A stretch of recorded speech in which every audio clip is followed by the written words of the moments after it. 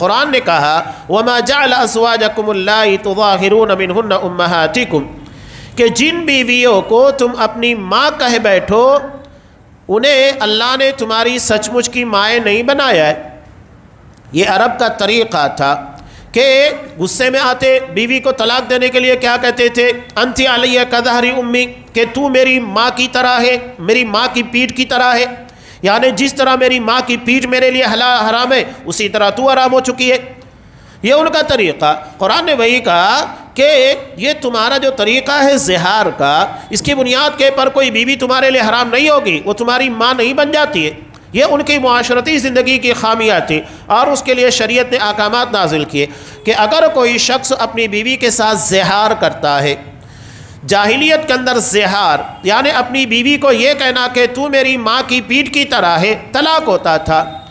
اسلام نے اس چیز کو بین کیا اور کہا کہ اگر کوئی شخص یہ غلطی کرے گا اور اس کے بعد وہ چاہتا ہے کہ وہ اپنی بیوی سے تعلق قائم کرے، اسے اپنی زندگی کے اندر لائے، تو قرآن نے کہا کہ پہلا آپشن یہ ہے کہ اسے غلام آزاد کرنا ہوگا۔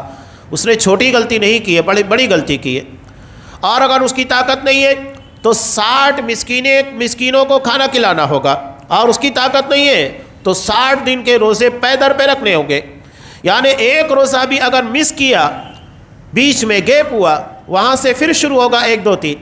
یہ طریقہ ہے۔ سختی اس لیے برتی گئی کہ کوئی بھی اس طرح کی حرکت دوبارہ نہ کرے۔ جب منع کر دیا گیا ہے تو دوبارہ وہ غلطی کیوں کرتے ہو؟ تو یہ زہار ہے۔